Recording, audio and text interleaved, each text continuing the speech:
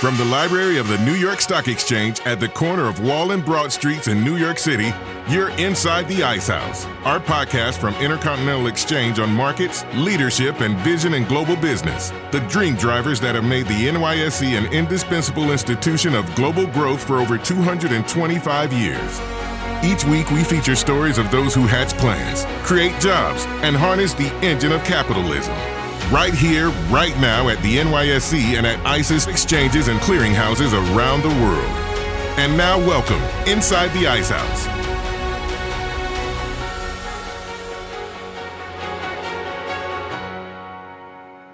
Welcome to a special episode of Inside the Ice House, recorded from the exhibition hall at ICE Mortgage Technologies Experience 2022.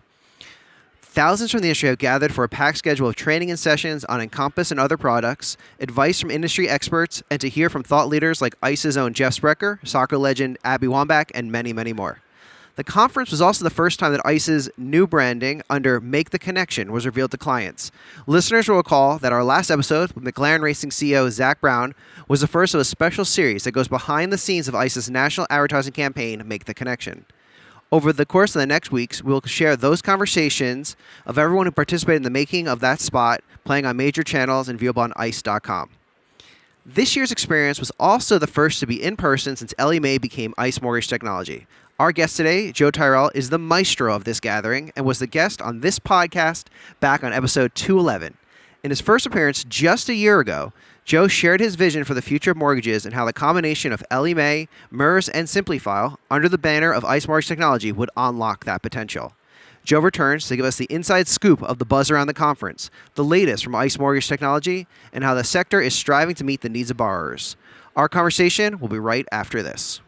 And now a word from Genpact, NYSE ticker G. We are currently encountering delivery delays. Genpact is transforming supply chains using real-time data to help manufacturers keep goods flowing from the warehouse so cupboards are never bare at their house. We are in the relentless pursuit of a world that works better for people. Our guest today, Joe Tyrrell, is the president of ICE Mortgage Technology. Joe previously was the COO of Ellie Mae prior to its acquisition by ICE. He joined the company in 2002 and previously served as VP at Providian Financial in addition to several other executive positions in the mortgage industry. Normally, we're welcoming guests inside the ICE House, but in this case, thank you for the hospitality. Oh, it's our pleasure. So this is the first time that experience has been in person since 2019. Before you step on that stage for the first time in front of 2,000 people, what's going through your head? Just gratitude, grateful to actually be able to be here in person with so many of our customers and our partners. You know, the mortgage industry isn't that dissimilar from many other asset classes where a lot of the business gets done based upon relationships. And so the ability to make those relationships or reconnect to people that you haven't seen in a while, all it really does is it strengthens the connection and bonds that we have. It makes it that much easier for us to understand how to better serve our customers. And quite honestly, it gives us a better opportunity to get a sense of what else is needed. You know, with the ability to continue to do business through Zoom and WebEx and other mediums, you know, we're able to still get business done, but we're really just scratching the surface. It's these in-person interactions that really get to that next level of conversations, and it's how we truly build relationships for the future. Yeah, and I mentioned in the intro, you know, this also was the coming out party for ICE Mortgage Technology. What was the number one thing you hope participants would take away from the conference on how combining Ellie Mae, Simplifile, MERS, and ICE would change not only how they interact with ICE Mortgage Technology, but the industry overall? Yeah, so I'm going to share with you my perspective there, and then I also want to share with you the biggest surprise that came out of this that I wasn't expecting. So coming into this, what we really wanted everybody to understand is, now that we're part of ICE, is that going to mean that things are going to change? Are we going to continue to have the same culture that we have, one of engagement and inclusion in how we think about creating roadmaps and the problems we're trying to solve? And we also wanted to make sure that all of our customers understood that, you know, there was still going to be a pretty significant investment going forward to help with this analog to digital conversion that so many of the participants in this ecosystem rely heavily upon us to drive. And so what was so great is when Jeff came up and was on the main stage and just kind of telling his story about how he got started and how he started ICE, coming from really humble beginnings and some of the really bold steps that he took, from renting a truck to putting servers on the lawn in front of a state building in order to get people to see what he had built, to just kind of his confidence in being able to, expand the services that he provided to ultimately culminate in acquiring the New York Stock Exchange. But it didn't stop there. He talked about, how he thinks about getting ahead of the market and making investments in things like Coinbase and Bakkt well before those platforms are, becoming as commonplace or as necessary as they are today. And so what was so great is to go out and talk to customers and partners after that and have them tell us that they got such a sense of who ICE is based upon, what Jeff shared, and the confidence that they have in our ability to continue to invest in this industry, to continue to make bold decisions and steps, and to really push this whole analog to digital conversion. So exactly what we had hoped would happen was really accomplished incredibly well by Jeff just sharing his story and his journey. The unexpected part, something I hadn't taken into consideration, was after our session concluded and Jeff was done speaking, and we'd all kind of left the main auditorium and started to go back to our, the scheduled meetings we had, I started getting emails and texts and hearing from so many of the teammates here at ICE Mortgage Technology about how much it meant to them to hear Jeff's story, how much they felt like they were still being led by this entrepreneur with vision of doing big things, and how it increased their confidence that they were at the right place. Because, since the acquisition that ICE made of Ellie Mae, it was really the first time that they were able to kind of feel connected into what drives ICE, and realizing that the culture that Ellie Mae had is identical to the culture that ICE has. I actually want to lean into that idea of the culture. We're now launched this Make the Connection. Part of the reason for doing this whole rebrand was to make sure people understood, why does ICE own exchanges and data and mortgage technology? And so really, what does Make the Connection mean to you? For us, when we're on this journey of converting this entire industry from analog to digital, this is an incredibly complex industry, heavily regulated. It relies on verifying information no matter what the source of it is. It requires on a lot of conversion from unstructured data into structured data. It relies on third parties trusting one another. It relies on an entire ecosystem and a secondary mark, which creates liquidity in order for lenders to be able to serve the needs of consumers and help people realize this dream of home ownership. And what that means is, to make this conversion from analog to digital, it's not something we're going to do by ourselves. It's something that we're going to need the industry to be committed to doing. And what we've talked about here is, there is no magic bullet. There is no single solution that's going to address the needs of absolutely every participant in the supply chain. What it really requires is each of us to make a commitment to adopting just one more technology, one more automation, one more step towards this digital mortgage that we're all striving to achieve. And so when we talk about making the connection, it's helping the customers make the connection into what's available to them today.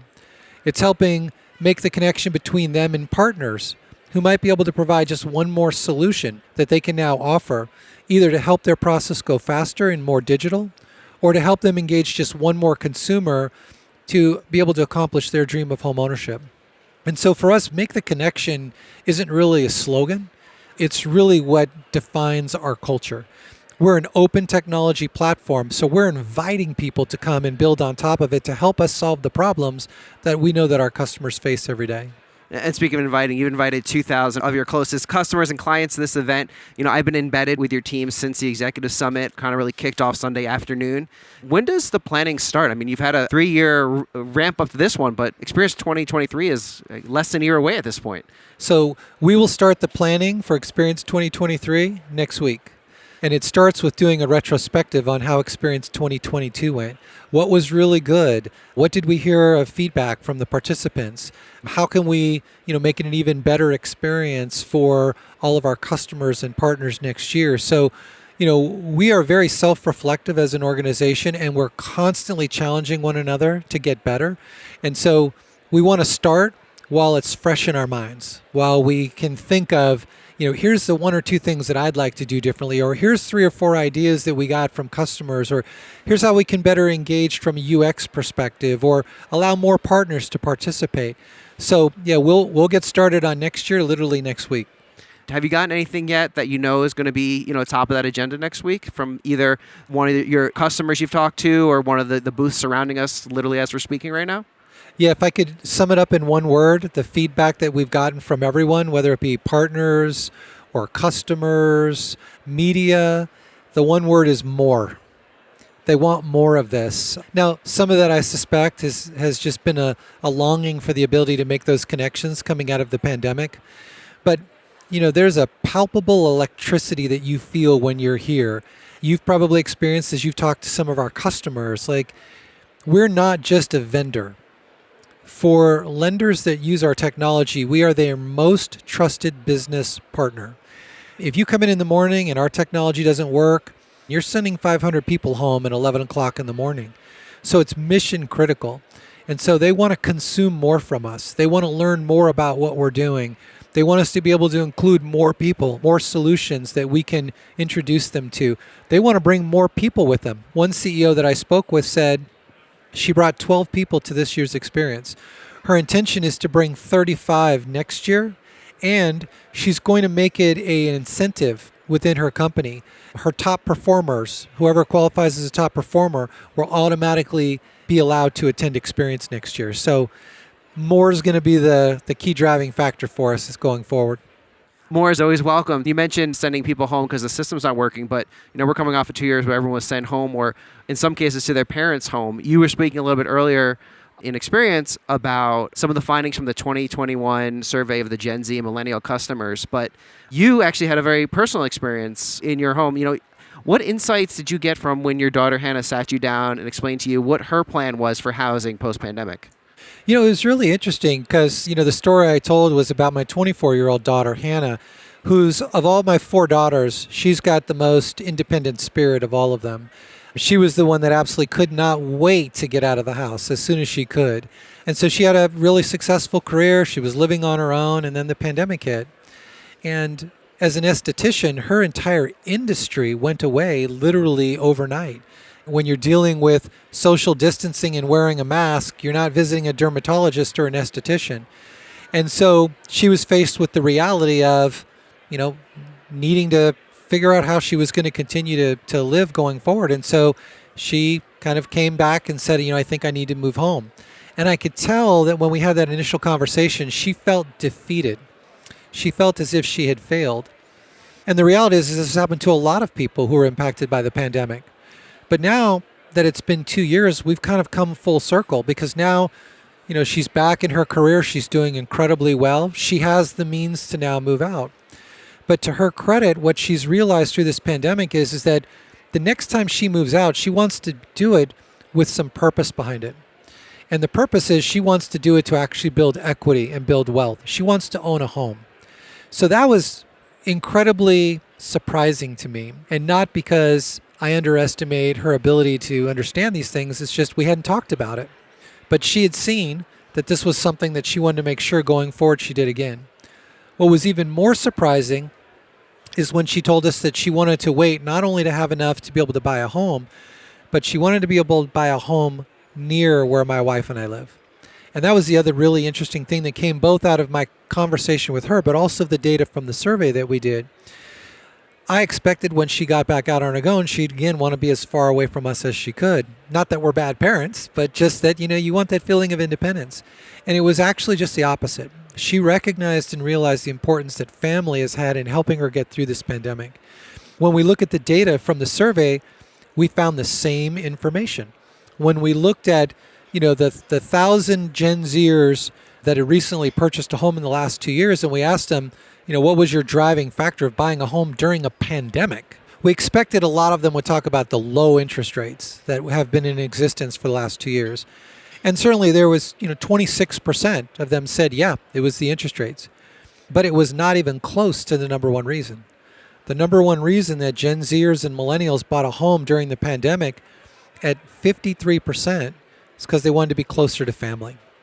And, that's a surprising statistic when you're talking about a generation that, wants to declare its independence by getting as far away from parents as they can. And now they're saying, no, I want to own a home, but I want to be closer to family. And then the other thing that was surprising in the data is when we asked that same population, those Gen Zers and millennials, well, how'd you determine what lender to use? The overwhelming response at 68% said that the driving factor in who they decided to use as their lender was based upon a referral from a family member. And so it just reinforces the fact that family has become more important to this generation than perhaps we imagined, or even maybe it was prior to the pandemic. This is also a group that's buying houses that grew up in the technology culture. You've said that digital mortgage is not a product, but a process. There's also still a lot of resistance from the generations above these Gen Zs and millennials. I actually this week completed the sale of a home, and I was told to fax my payout system because, and I will quote the lawyer, you can't trust email. It's 2022, and a lawyer is telling me that you can't trust email. How do you convince the industry to modernize? And is it these kind of insights you're putting out on the Gen Z market? Yeah, was this home being sold in New York? New Jersey. New Jersey? Okay. Which is similar backdrop. Very similar structure. So, it's interesting. There are some pockets, New York, New Jersey, North Carolina, and the only word for this is tradition. Based upon tradition of how some of those regulators have looked at the process, they've yet to embrace technology the way that other parts of the country have. Even in areas, that are maybe, people would think of being less technically advanced, deep south, parts of Texas, they have modernized this process well beyond other states. And so why we say it's a journey is because we could bring to bear a technology that solves every concern, every issue, every problem for one lender. But when we show it to the next lender, they'll say that, well, this doesn't meet my needs at all, even though they all have to navigate the exact same obstacle course, right? The obstacles in their way are exactly the same. Now, there's some nuances if you're in New Jersey versus Texas, but the majority of the manufacturing process is identical no matter where you go. So why is it so different for one lender versus another? Well, it gets back to their background, their comfort level.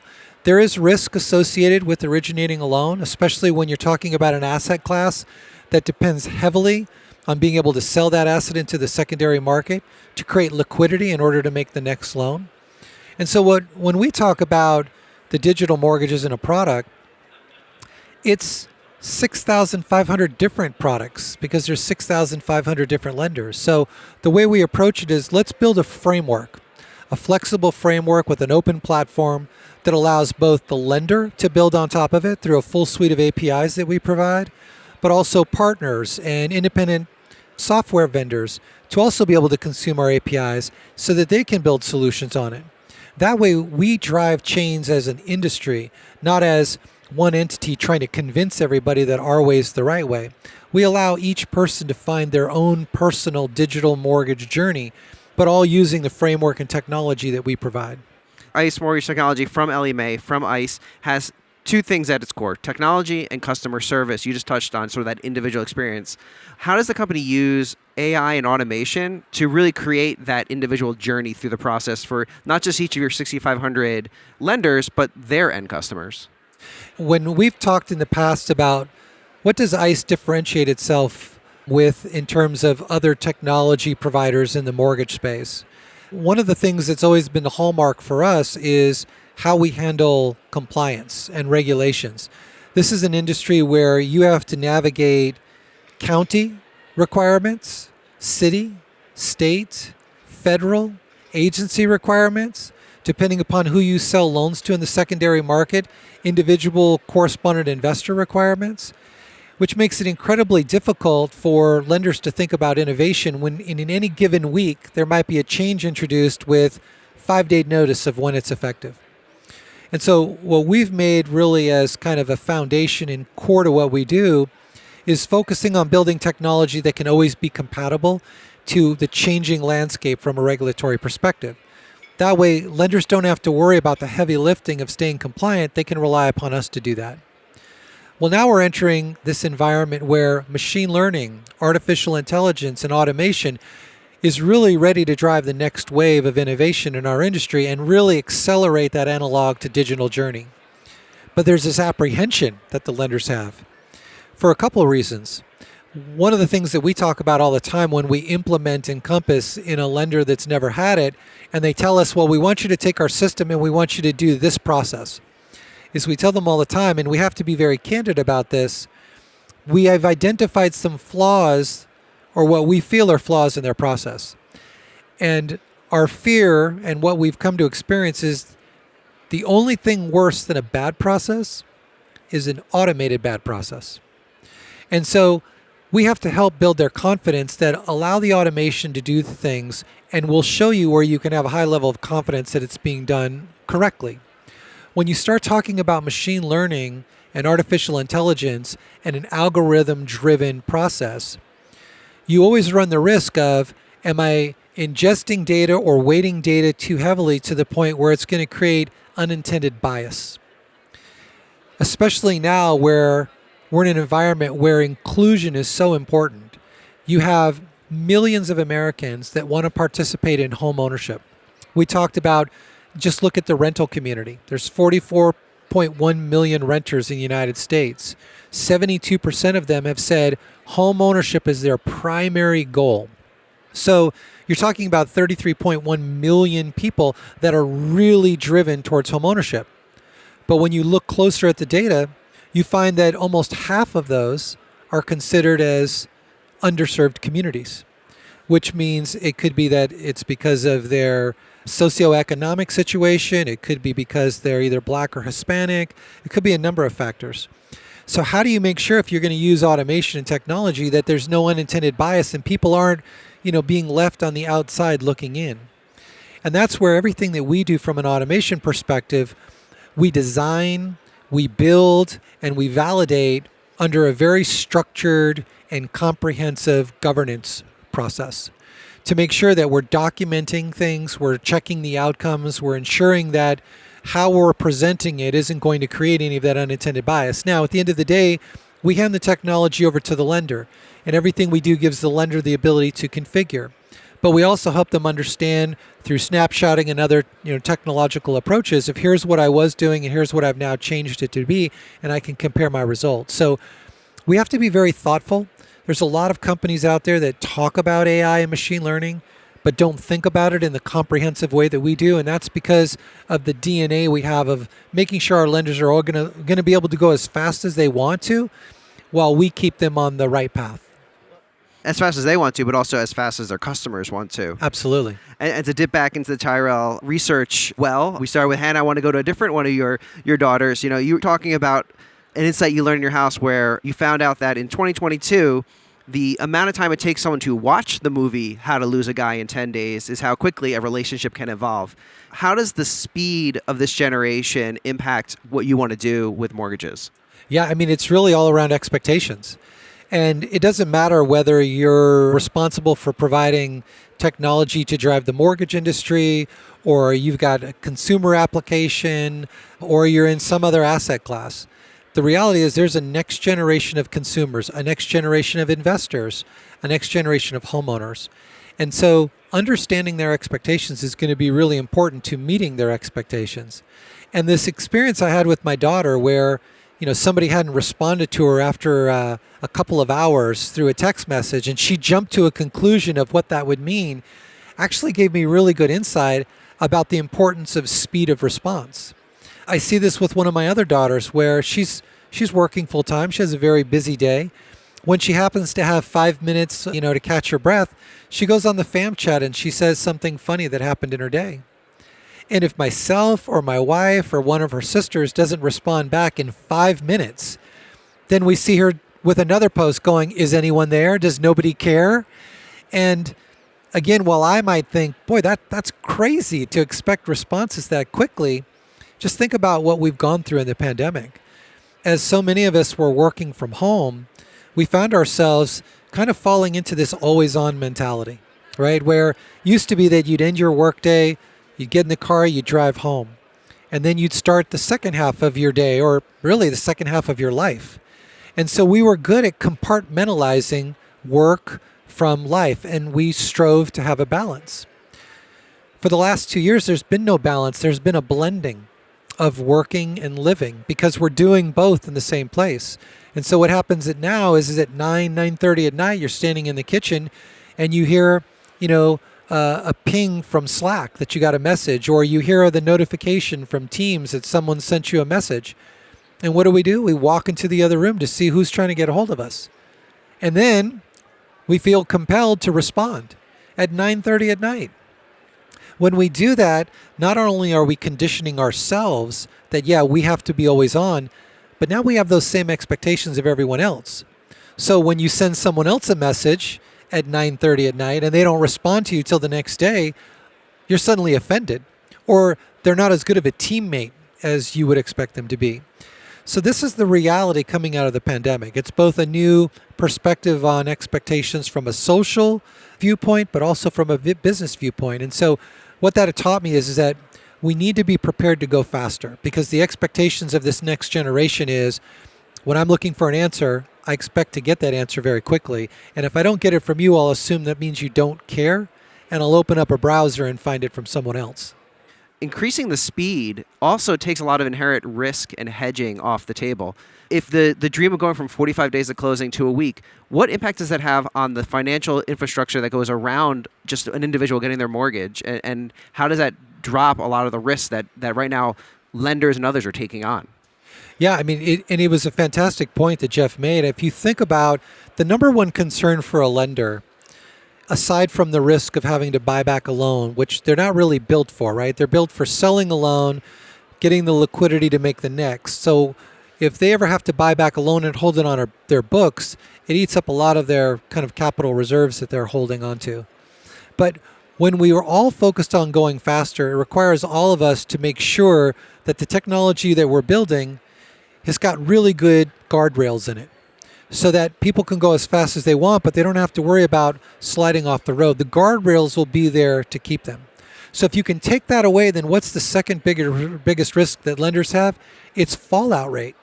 It's that, they've incurred so much of this cost of acquisition only to have that lender at the last minute decide they're going to go somewhere else. And so the way we can address that fallout rate is just go faster. When you've got 45 days to think about it and you're constantly seeing advertisements on TV or, internet ads about somebody who can get your loan done in 10 days, even though that might not be true, for a lower interest rate than what you were just quoted, it's really easy when you still have 20 days left in the process to say, well, maybe I'll give them a call. If you talk to a lender today and your loan's going to be closed in 4 days, you're not shopping. And so it's a huge advantage for lenders to embrace this thought of this analog to digital conversion, because not only is it going to get so much cost out of this process, it's going to help them, when they engage with that consumer, know that they're going to be able to see that as a closed loan. Yeah, and going from 45 days to 4 or 5 days, it starts with an hour here and there at first. I've been hearing a lot from you and everyone else from Ice Mortgage Technology about this, focusing on 1% changes. How does incremental progress allow the industry to serve not only individual customers, but millions of more customers over the course of a year? The whole 1% is a fascinating story when you look at its origin, and it actually goes back to the British cycling team. So the cycling team in England, for years and years and years, competing in the Olympics, competing in Tour de France's, always had these world-class athletes, always had this incredible equipment available to it, but yet could never seem to get over the hump, couldn't win the Tour de France, couldn't win the gold medal. And it wasn't until they brought in a new kind of coach of the cycling team a number of years ago where they started to see the change. And what was interesting about this coach that they brought in is, yes, he had been a cyclist and he was an avid supporter of the sport, but his background was in doing drawings for bridges and large engineering projects. And what he would always be focused on is making sure that he wasn't even 1% off. Because if he was even 1% off, it could have cataclysmic consequences when you're talking about building these incredible structures. So he brought that mentality to the England racing team. And he basically said, we're going to get 1% better at everything we do. We're going to get 1% better in our diet. We're going to get 1% better in our training.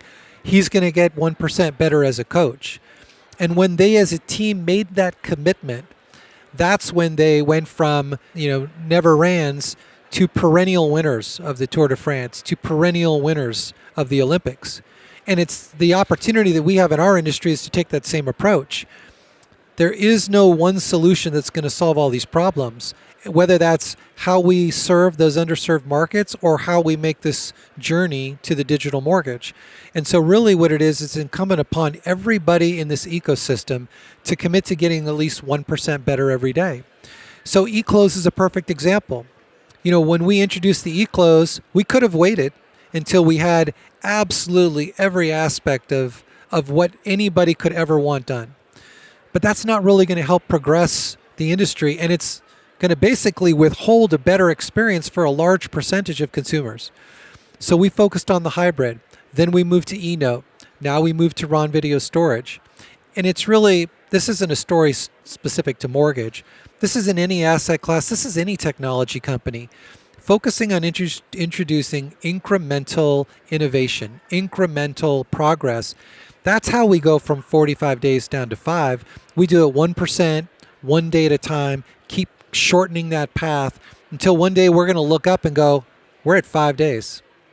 If you go from 45 to 5, in theory, that frees up 40 days of someone's time. Have you thought about how these underserved communities, these under-supported groups, does that then allow these lenders to get in those areas better and provide that more hand-holding from step A to step Z when the vast majority can go from A to Z overnight? If you look at a lender's cost to originate a loan, so it costs the lender a little over $9,000 to originate a loan. Now, the vast majority of that cost is in the people that they have to hire. So it's people checking to make sure the documents came in, people making sure that the date on the documents matches what the borrower stated, people checking to make sure the documents were signed correctly. As we're able to eliminate all of the need for the checkers checking the checkers, and rely on technology to ensure the accuracy of that data, which we can do today, right? This isn't a technology issue. This is more of a design issue. It's a tradition issue. As we're able to help them engage and adopt some of this technology, not only do we lower that time, we significantly reduce the cost that they incur. And so what we want to help lenders do is to reinvest those dollars in helping more people participate in the dream of home ownership. We want them to be able to expand their services, serve more markets, create new loan programs, all being able to leverage the fact that they're saving significantly in the origination so they can actually originate more. New York Stock Exchange President Lynn Martin often says that data is an incredible input and an incredible output. How do you synthesize this input you're getting from the industry to know where the improvements are needed and where are those kind of low-hanging fruit that you really very quickly can speed up, automate, or improve to start to whittle down that time? And what does your product roadmap look like, and how often are you updating that? When we look at the data of what's coming through our platform, it really pinpoints for us where the opportunities are. There has been, in the last 5 years, there's been a ton of fintechs that came into the mortgage space. Now, that's kind of a misnomer, because if you think about the companies that make up ICE Mortgage Technology, MERS, Simplifile, and Ellie Mae, those are the 3 original fintechs that have driven much of the innovation in the industry. So at ICE, we've always been a fintech. But if you look at the new entrants into the space, they've spent almost entirely their time on focusing on the application. And the application is 20 minutes of a 45-day process. So we still have 44 days and a lot more minutes to go, right? So what we're looking at the data is it's telling us, where does the loan start to slow down? As it's kind of matriculating through the normal manufacturing process, where do we see the bottlenecks? And there's a couple of areas. One is in verifications. So because, again, this is an industry that requires so much verifying of what the borrower was stating that the initial approval was based upon, you have all these third parties that are, really critical to the process. So now what we're doing is we're starting to see automation where we can verify instantly. And our intention is to take that and bring it to the application itself. So literally, while a consumer's filling out question 4, we're already underwriting the answer to question 3. The other area is underwriting, because think of a manufacturing process of a car think if everything was assembled, but then it required one person to inspect absolutely every aspect of the car. That's what an underwriter does in a loan manufacturing process. So what we've done is we've broken down what does that underwriter do into 72 unique steps, or tasks is a better way to think of it. And what we're now doing is we're applying automation to actually automate those tasks. But we're doing it in a way where we're going to present it to the lender across a spectrum. We will have some lenders that are so pro-automation, they're going to say, I want to go into a headless processing environment. And we'll have the ability to do that. We'll have other lenders that are a little bit more apprehensive about technology, again, because of that secondary marketing risk. So they're going to say, I'm going to use the technology, but I want an exception-based process where I still have a human looking at it. We can support that as well. And there'll be other lenders that are just going to pick and choose what tasks they want to automate versus where they would still want people. Because not only is this analog to digital conversion a journey from a technology perspective, it's going to be an individual journey for each lender based upon their risk appetite. So we expect, if we look at our, all the lenders that we support, we're going to see all different flavors of how people want to engage with this technology. So that's how we're designing it. So we're excited to start to really go after the verifications, go after that underwriting task by task, to essentially bring everything to what we call a real-time underwrite, so that it happens literally when that 20 minutes is done and that application is complete. And by letting the lenders plug in as they wish, they kind of choose their own adventure. ICE Mortgage Technology is also now plugged into other aspects of ICE to provide mortgage rate lock indices, for example. How does the data from one segment feed into another ICE business? And how has that connection been so powerful for your end clients? What you just mentioned about Lynn, talking about the inputs and outputs, that is the perfect example of what we're now able to do as one ICE. But it really starts with, the culture of ICE is so incredibly collaborative. I remember when we first became part of the ICE family, one of the first people that I got introduced to was Lynn. And at that time, she was, still running the fixed income and ICE data services business. And so we were having lots of conversations about how do we take the data that's come across our platform and how do we share it out with the ICE data services team? Because when you look at in the fixed income asset class, other than municipal bonds, those mortgage-backed securities is, one of the, most heavily invested in tools. And so we thought about, when we look at mortgage-backed securities, what are the two things people struggle with the most? Well, the first is, how do I price it? And a lot of what they're relying upon to price it is public records data.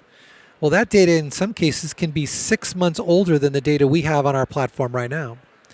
And then the second thing you're looking at is that how do I appropriately model for my prepayment risk? Loans falling out of the pools that I've invested in. Again, a lot of those people doing modeling are using public records data, which is pretty stale. Yet we have all of this data that's coming across our platform real time. So not only do we know what's happening right now, we know what's going to happen in the next 60, 90 days. So being able to connect our teams and start to share that data, first with our first rate lock indices that we released, that is really just the tip of the spear. The team has already identified not only more than 50 additional indices that we can work on together, but so many other areas where we can provide more value to our fixed income ICE customers, to creating new products together, and also how we can take the expertise that exists in ICE data services to better understand how we at ICE Mortgage Technology can monetize the data that we've been sitting on for years. Lynn actually was here at the conference also. She was one of the speakers at the Executive Women's Networking Lunch, an event that brings together not just women, but men and women, making sure that that opportunity is offered. What impact does having greater representation in the mortgage industry at the decision-making table have on making sure that really you fulfill the end goal, which is, an equal opportunity for everyone in this country to one day own a house? We have a tool called the Millennial Tracker. And what the Millennial Tracker does is it's a technology solution that can identify where across the United States millennials represent a majority or a minority of homeowners or home buyers.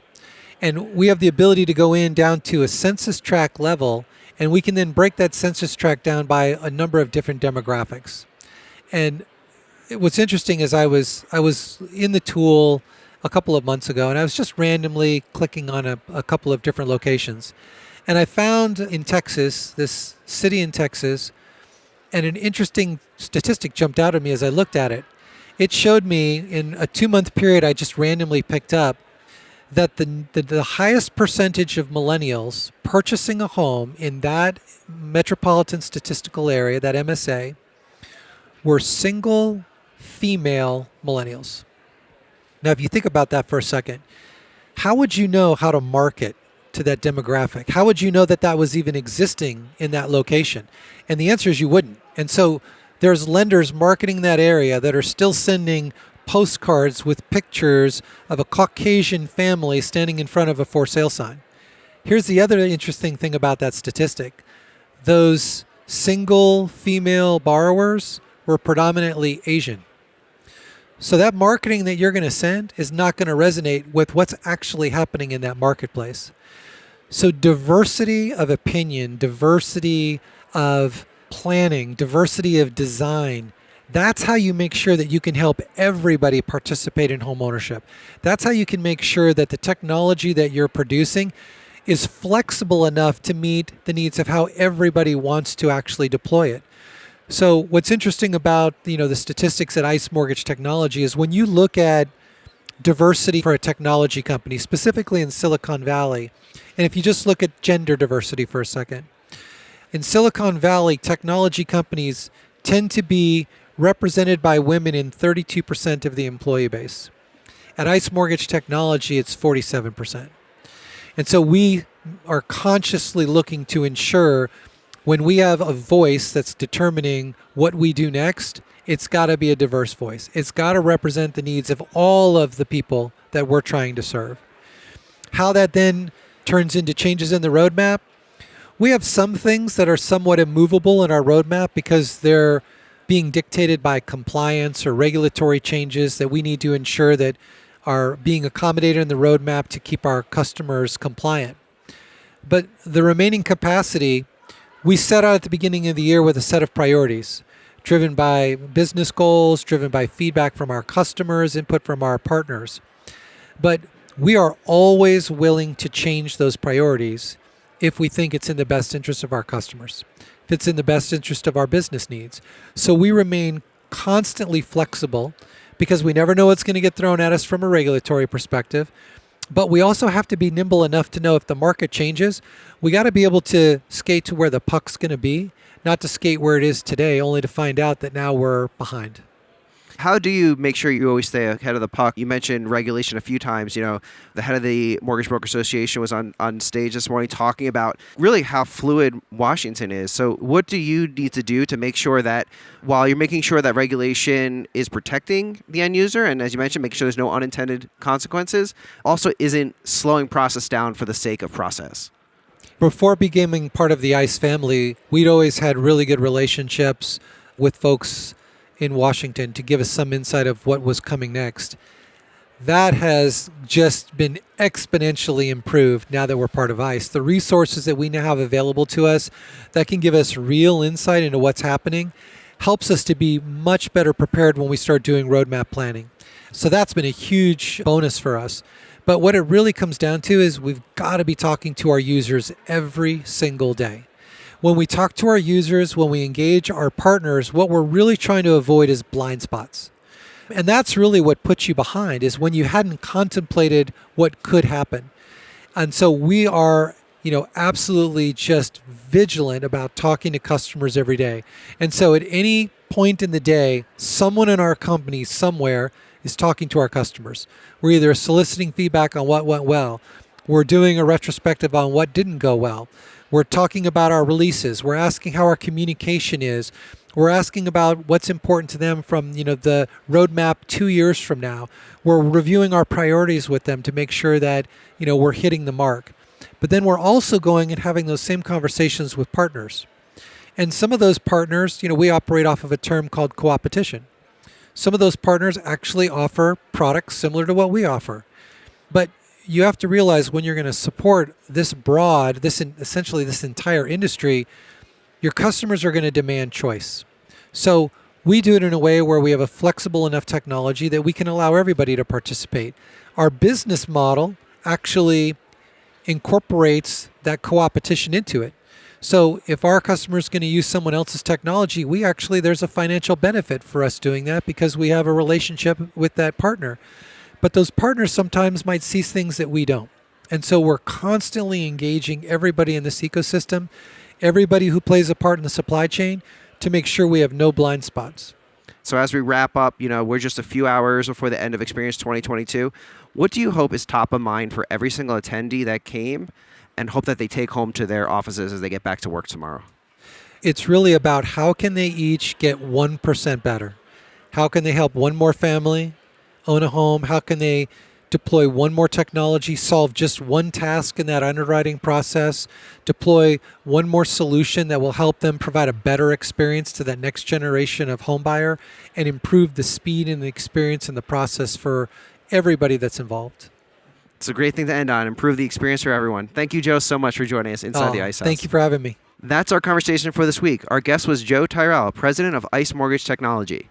If you like what you heard, please rate us on iTunes so other folks know where to find us. Got a comment or question you'd like one of our experts to tackle on a future show? Email us at icehouse@theice.com or tweet at us at icehousepodcast.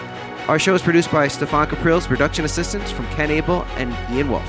I'm Pete Ash, your host, signing off from the podcast studio at the 2022 ICE Mortgage Technology Experience. Thanks for listening. Talk to you next time. Information contained in this podcast was obtained in part from publicly available sources and not independently verified. Neither ICE nor its affiliates make any representations or warranties, express or implied, as to the accuracy or completeness of the information and do not sponsor, approve, or endorse any of the content herein, all of which is presented solely for informational and educational purposes. Nothing herein constitutes an offer to sell, a solicitation of an offer to buy any security, or a recommendation of any security or trading practice. Some portions of the preceding conversation may have been edited for the purpose of length or clarity.